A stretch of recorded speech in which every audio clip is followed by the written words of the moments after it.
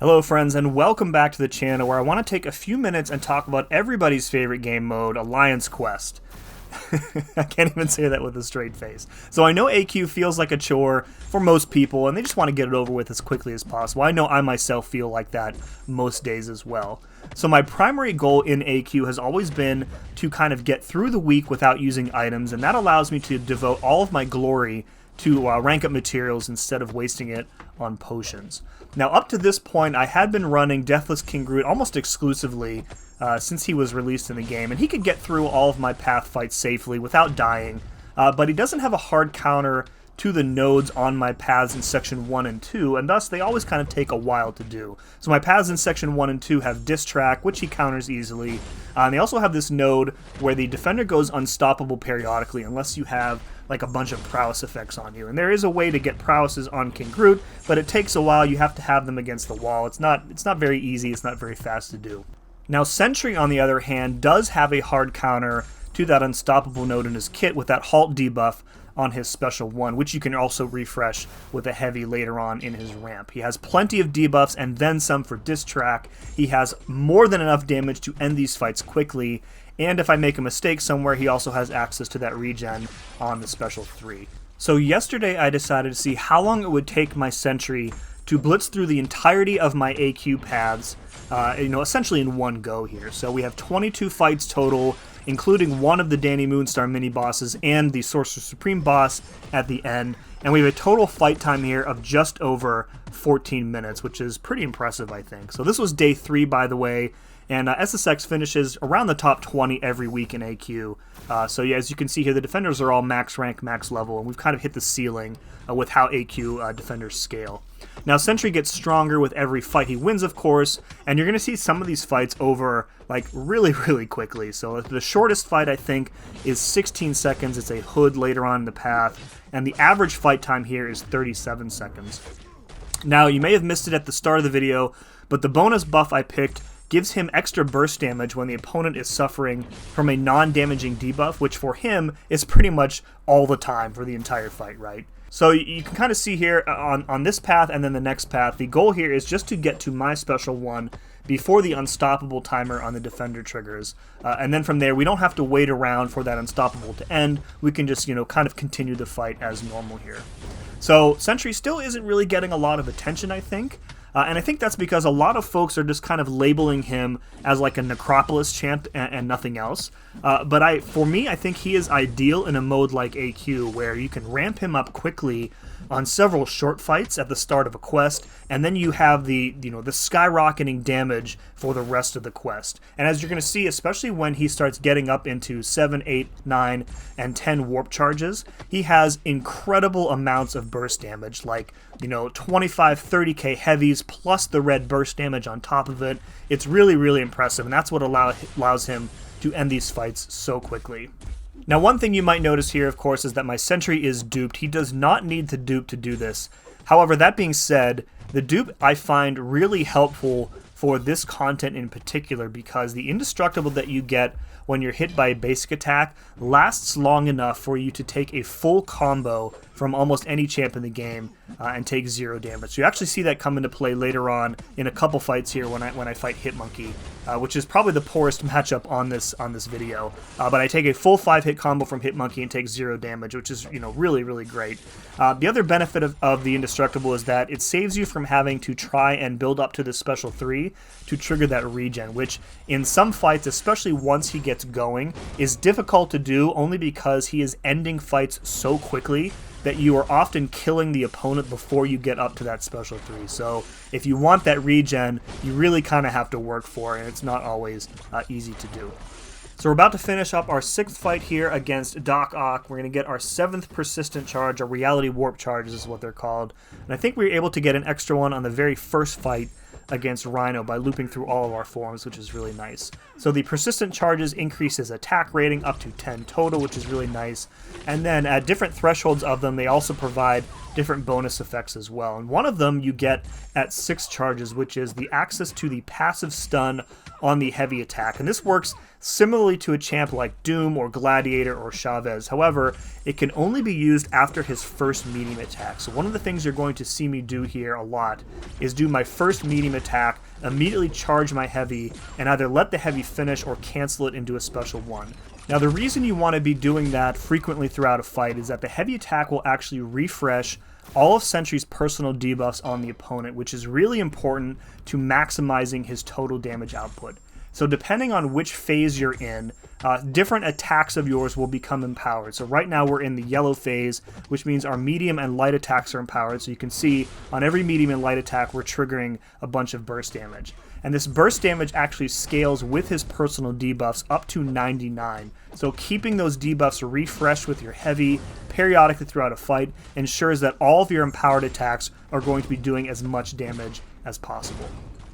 It's also worth noting that the debuffs that you pause with your heavy attack includes that halt debuff from your special one, which means that after one special one, you have near permanent uptime of that unstoppable counter for the rest of the fight. So what you're going to see me do in a lot of these fights here is, now that I'm ramped up, I start off in my second phase, which is the yellow phase. So I'm going to build up my solar energy and trigger that halt debuff with my special one.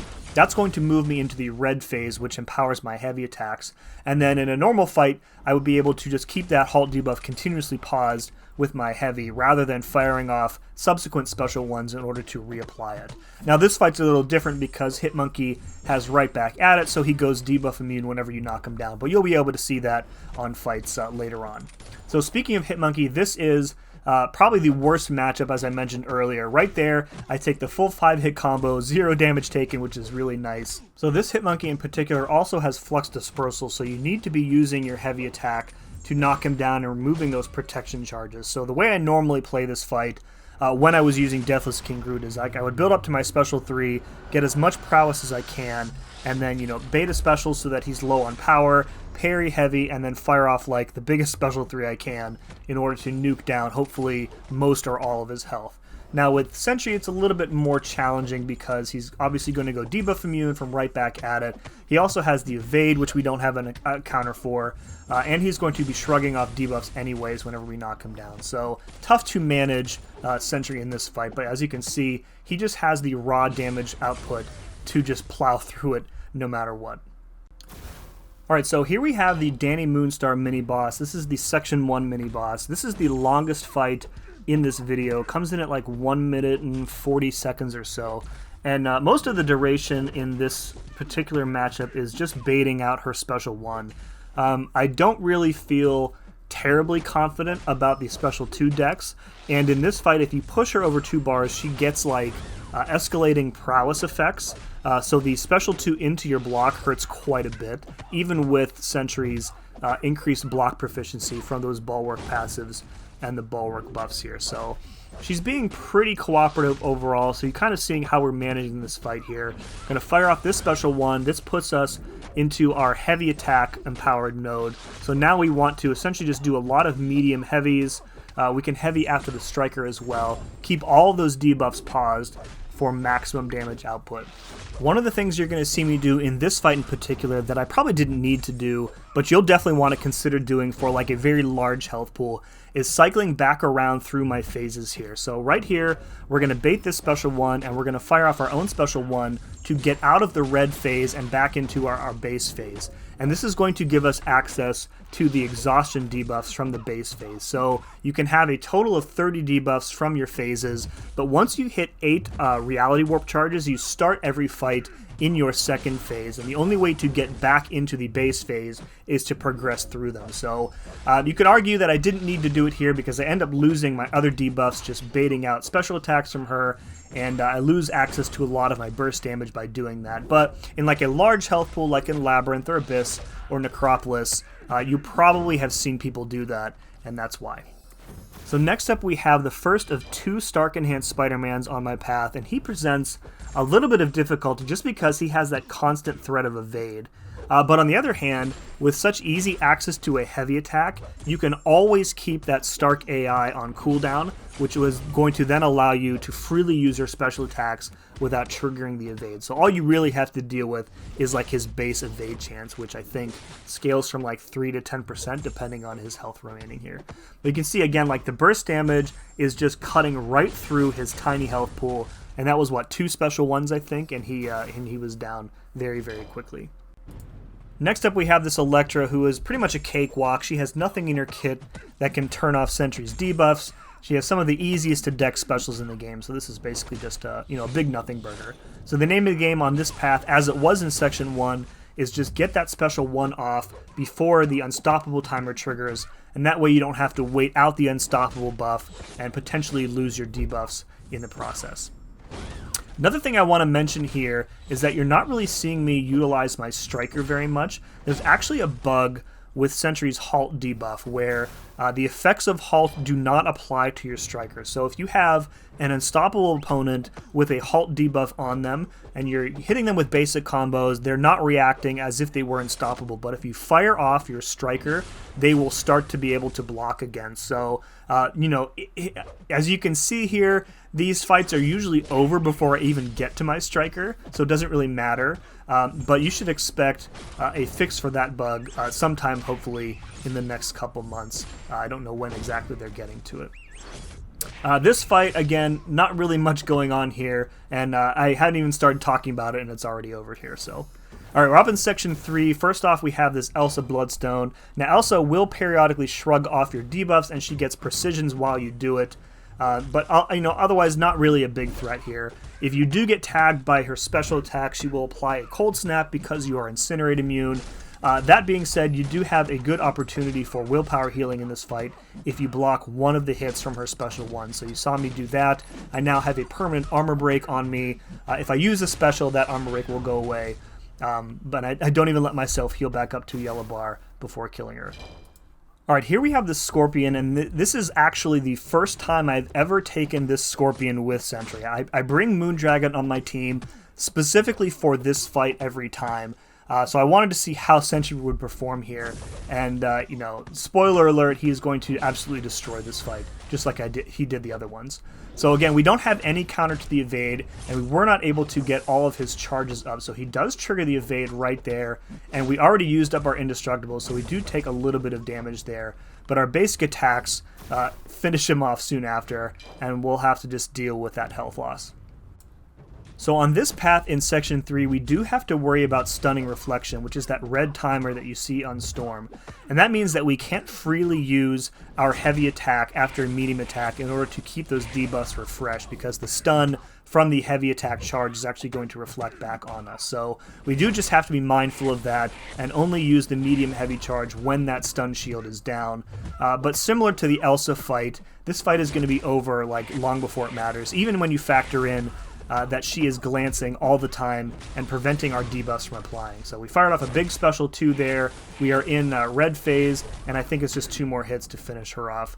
Easy peasy. All right, next up is Strife. He's the last champ with that stun shield that I just talked about. And not really any threat from him here, other than that he has the chance to go invisible when you glance, and we are critting quite a bit here. So you can see he's getting those psychic charges, pretty much on every hit. Luckily on that special one, he didn't turn invisible. He just went ahead and glanced one of the hits. So I'm going to go ahead and bait out the special 2 from him, and then it's pretty much one combo, I think, after that, and down he goes.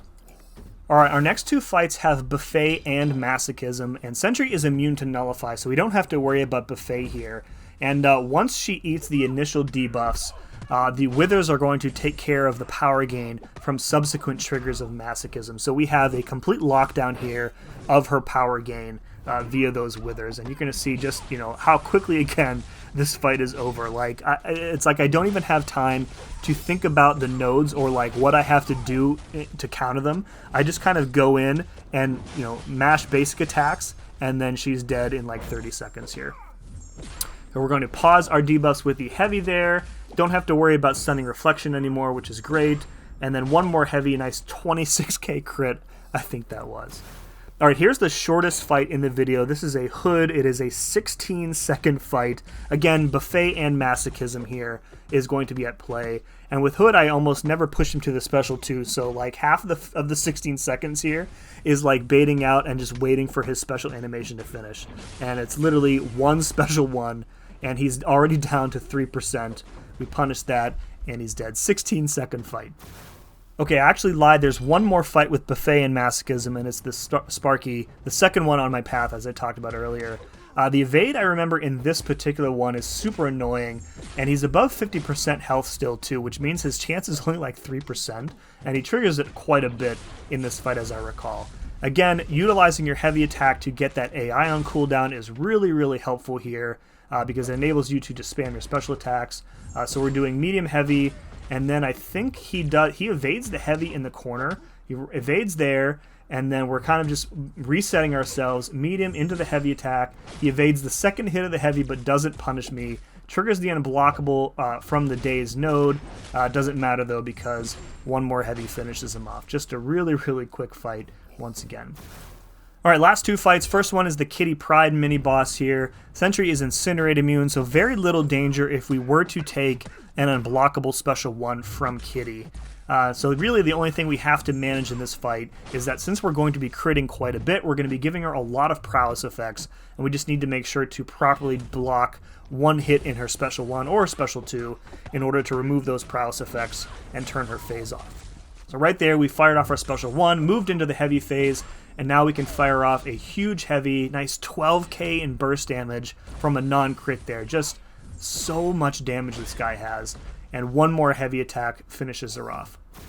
Alright, last fight is a Sorcerer Supreme mini. She has about 750,000 health, and the idea in this fight, the approach that I usually like to take rather, is pushing her to her special 2, because you can easily punish it. If you can punish the special 1, I don't really know a good way to do it, so I try and avoid it and prefer to block bait heavies. Right there, I block bait a heavy a little bit too well and end up having to waste my indestructible on it. No worries, though.